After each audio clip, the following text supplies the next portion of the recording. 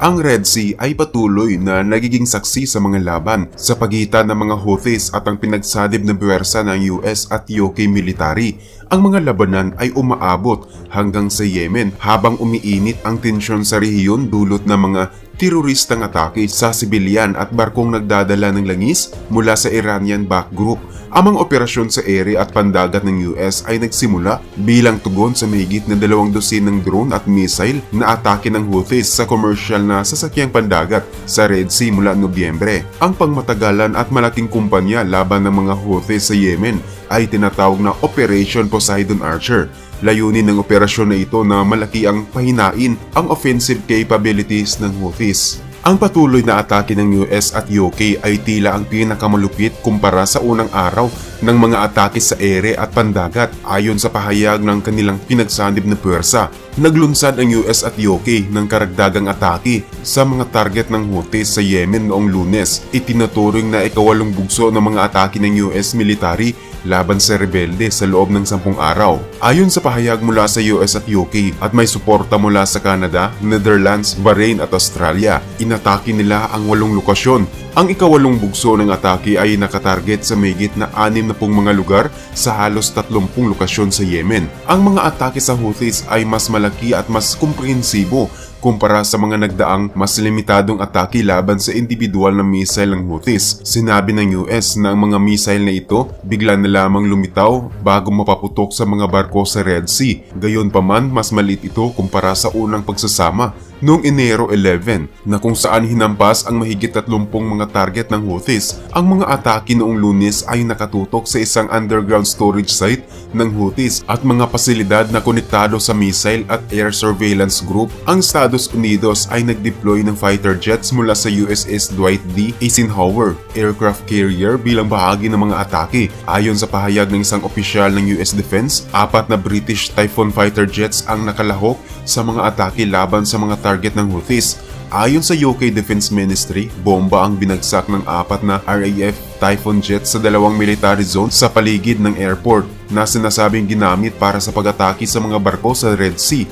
Wala pang ulat ng agarang pinsala, ngunit sinabi ng US Defense Ministry na napakahigpit na analysis ang ginamit sa pagplano ng mga atake upang mabawasan ang panganib sa mga sibilyan. Idinagdag ng pahayag na ang pagbomba ay naganap sa gabi kahit pa ito ay bahagi ng patakaran para sa kaligtasan. Layunin ng dramatikong atake na ito na tanggalin ang kakayahan ng mga Houthis na bantaan ang merchant at military vessel. Ang unang bugso ng mga atake kung saan hinampas ng US at UK ang mga kontroladong Houthis sa Yemen na mga 30 mga lugar ay nagmarka ng simula ng Operation Poseidon Archer. Ang pangunahing layunin ng operasyon ay tila mabawasan ng malaki ang offensive capability ng Houthis. Sa pahayag ng White House, sinabi na tinalakay ni na President Joe Biden at ang British counterpart na si British Prime Minister Rishi Sunak ang iba't ibang isyu kasama na ang seguridad sa Red Sea. Ang hangarin pa rin natin ay bawasan ang tensyon at ibalik ang katahimikan sa Red Sea. Ngunit nagbabala tayo sa mga leader ng Houthis na hindi tayo mag-aatubiling ipagtanggol ang buhay at ang malayang daloy ng kalakal sa isa sa pinakamahalagang mga daanan ng tubig sa buong mundo. Patuloy tayong nanganganib, sabi niya. Ang mga atake ay nakatutok sa iba't ibang armas ng mga Houthis, kabilang ang mga one-way strike drones, anti-ship ballistic missile, anti-ship cruise missile at iba pa, sa layuning sirain ng kakayahan ng grupo na magpaputok sa internasyonal na mga daanan ng kalakal. Ilang beses nang binalaan ng Washington at ilang kaalyado nito ang mga Houthis ng malubhang mga kahinatnan kung hindi ito titigil. Ngunit ilang araw matapos magsimula ang air campaign, tila hindi naapektuhan ng Houthis at patuloy pa rin sa kanilang missile at drone targets. Ang US intelligence official ay nagulat na nasira lamang ng 2 hanggang 30% ng military capacity ng Houthis. Ayon sa kanilang ulat, maaaring maging mataas ito hanggang 40%. Ngunit ipinaliwanag ng ibang US intelligence officials na nabriefing sa laki at saklaw ng armas ng Houthis na hindi tiyak kung gaano karaming weaponry ang nagsimula sa kanilang pag-aari. Sa kabila ng lahat ng kawalan ng katiyakang ito, nagtagumpay rin ang US na magpatupad ng ikawalong atake laban sa mga Houthi. May mahalagang pagsusuri mula sa Houthi sa Yemen hinggil sa sitwasyon na nagiging marahas mula sa mga atake na nagdulot ng epekto sa agenda. Nananatiling matindi ang paninindigan ng mga Houthis matapos ang mga atake mula sa carrier-based Navy, FA-18 fighter jets, Tomahawk cruise missile at British Typhoon fighter jets. Ayon sa Houthi military spokesman na si Yahya Sarya, bago ang pinakabagong atake, ang kanilang pagtugon sa mga atake ng US at UK ay inaasahan na hindi maiiwasan at anuman na bagong aggression ay hindi magiging walang parusa. Sinabi ng Iranian-backed group na magpapatuloy sila sa kanilang mga atake na inilalarawan nila bilang protesta laban sa military campaign ng Israel laban sa Hamas sa Gaza. Ang mga pahayag at patakaran ng mga Houthi ay nagdudulot ng pag-aalala tungkol sa isang posibleng tugon sa ikawalong bugso ng US. Ang mga unang pahayag dito ay nagmula sa mga Houthi na nag-angkin na kanilang inatake ang isang Amerikanong military cargo ship, ang Ocean Jazz, sa Gulf of Aden sa parehong araw ng atake ng US at UK. Ngunit itinanggi ito ng White House at Pentagon, bagamat hindi maipapakita ng mga Houthis ang kanilang sinasabing pagsalakay. Kahit na hindi mapatunayang nagtagumpay ang mga Houthis sa kanilang tangkang pagsalakay, hindi nawawala ang tensyon sa rehiyon at patuloy pa rin ang mga Houthi at iba pang Iranian-backed armed group sa pagsalakay sa mga merchant ships na nakakatulong sa Hamas na nakakaapekto sa pandaigdigang shipping sa pamamagitan ng Bab al-Mandeb Strait. Dahil dito nagdagdagan ng mga airstrikes ng US at UK laban sa mga target ng Houthis sa Yemen na nagpapalala sa kaguluhan. Ang resulta ng kaguluhan na ito ay nagpaiwas ng daang-daang barko sa Suez Canal at pagbiyahe ng dagdag na 4,000 miles sa paligid ng Africa na nagre-resulta sa mas mataas na gastusin at pagdagdag ng 10 araw o higit pang biyahe sa bawat daan. Patuloy ang kaguluhan sa Red Sea, isa sa mga pinakamahalagang daan ng kalakal sa buong mundo kung saan ang Iranian-backed Houthi militias ay patuloy na nagsasagawa ng daan ng kalakal sa buong mundo, kung saan ang Iranian-backed Houthi militias ay patuloy na nagsasagawa ng atake sa mga barko gamit ang mga drone at missile mula sa mga pwesto sa Yemen sa loob ng mga buwan. Ang kaguluhan ay nagdudulot ng panggugulo sa mga unang 2 linggo ng Enero kung saan dumadaan ang humigit kumulang na 150 na mga barko sa Suez Canal sa northwestern na dulo ng Red Sea.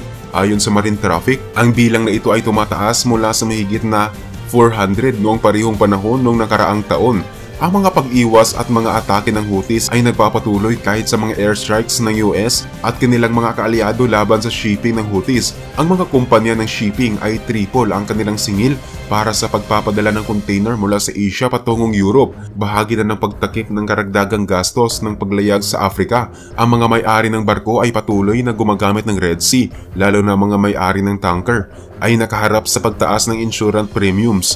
Ang mga nagtitinda tulad ng IKEA ay nagbabala na ng pag-iwas sa Suez Canal ay maaaring magdulot ng pagkaantala sa pagdating ng mga kalakal sa mga tindahan.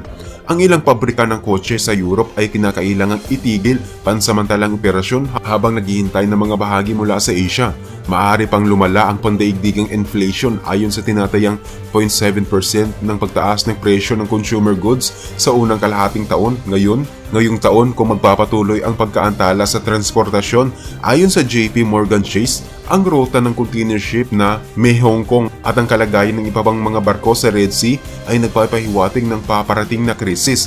Ang container ship na may banderang Singapore ay umalis mula sa Singapore patungo sa Slovenia noong Nobyembre 15. Ngunit 12 araw lamang ang lumipas ay tumawid na ito sa Red Sea at Suez Canal patungo sa Port Said sa Egypt sa kanilang pagbalik patungo sa Singapore. Narating ulit ang Port Said noong December 17, ngunit nang tumaas ang mga atake ng Houthis, nagdesisyon itong umikot patungo sa paligid ng Africa bago bumalik sa Singapore noong Biyernes matapos ang buong buwan ng paglalayag sa Red Sea at Suez Canal. Sa kabila nito, naging mas mahalaga ang Red Sea at Suez Canal sa nakalipas na 2 taon, hindi lamang para sa mga barkong nagdadala ng kalakal mula sa Asia patungo sa Europe, kundi pati na rin sa mga kargamento ng langis at liquefied natural gas. Nagtatangkang pigilan ng mga bansang European ang kanilang pagbibili ng fuel mula sa Russia matapos ang kanilang pagsakop sa Ukraine noong 2022. Kaya tumaas ang pag-angkat ng langis mula sa Russia sa pamamagitan ng Suez Canal patungo sa India, habang dumami ang pagbili ng natural gas mula sa Middle East sa pamamagitan ng Suez Canal.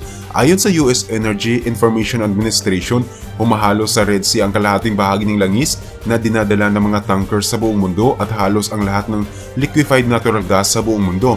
Sa isang napakahalagang lugar, sinabi ng mga Houthis na sinubukan nilang putulin ang mga kawing sa pagpapadala sa Israel upang pilitin itong tapusin ang kanilang kampanya sa Gaza. Ngunit naging biktima ang mga barko mula sa higit sa 12 bansa ng mga atake ng Houthis. Karamihan sa kanila ay hindi dumaraan sa mga porto ng Israel. Bagamat walang nasaktan o namatay sa mga atake na ito, ay may mga barkong nasira. Isang car carrier, ang Galaxy Leader, ay kinidnap noong Nobyembre at dinala sa Yemen. At ang kaniyang 25 kagawad na tripulasyon, karamihan sa kanila ay Pilipino, ay inaresto doon. Sa kabaligtaran, pinipigilan ng US Navy ang ilang drones at missile bago ito makarating sa kanilang mga layunin na nakaka-prevent ng malubhang pinsala sa mga merchant ships. Ngunit ito ay magastos para sa US at sa kanilang mga kaalyado na sagipin ang mga abot-kayang drones at missile gamit ang mga advanced na fighter jets at iba pang military hardware. Bilang isang naval powerhouse, ang posisyon ng China sa Red Sea ay nananatiling isang mahalagang tanong. Wala pang kritisismo ang nagagaling sa Beijing laban sa mga Houthis at hindi rin ito nakikiisa sa mga military action laban sa kanila. Ang mga atake ng Houthis ay nag-antala sa taunang pagtaas ng eksportasyon ng China bago maantala ang kanilang pabrika para sa Lunar New Year sa susunod na buwan. Samantalang ang mga patakaran ng Iran sa rehiyon at ng mga Iranian-backed terrorist groups ay nagdudulot ng seryosong alalahanin tungkol sa hinaharap na sitwasyon. Ayon sa mga pinagmumulan, ang Revolutionary Guard Corps ng Iran at ang Hezbollah ng Lebanon ay nagbibigay tulong sa mga Houthi rebels sa kanilang mga atake sa mga barko sa Red Sea. Ayon sa mga pinagmulan, nagdagdag ng supply ng armas ang Iran sa mga Houthis kabilang ang advance na mga drones at missile matapos ang Oktubre 7 na teroristang atake sa mga komunidad sa southern Israel na isinagawa ng Iranian-backed armed group na Hamas. Nabanggit na ang mga commanders at advisors ng Revolutionary Guards ay naroroon sa Yemen na nagbibigay ng intelligence upang masabayan ang mga barko patungo sa Israel. Noong makaraang buwan, inakusahan ng US si Iran ng malalim na pakikilahok sa mga operasyon sa Red Sea, kung saan ang intelligence ng Iran ay naging mahalaga sa pagtingin ng mga Houthis sa kanilang mga target. Kung saan ang intelligence ng Iran ay naging mahalaga sa pagtingin ng mga Houthis sa kanilang mga target. Itinanggi ng Iranian Foreign Ministry spokesman na si Nasser Kanani ang pagkikilahok ng Iran sa mga atake ng Houthis. Si Houthi spokesman Mohammed Abdul Salam ay inakusahan rin ng kahit anong pakikilahok ng Iran o Hezbollah, ngunit nagdudulot ng agam-agam ang mga kamakailang ebidensya. Sa buod, ang operasyong Poseidon Archer na pinangunahan ng Estados Unidos sa Red Sea at ang magulong mga plano ng Iran at mga Iranian-backed group ay dapat natapusin sa lalong madaling panahon. Ito lamang ang paraan upang mapanatili ang pandaigdigang kaayusan.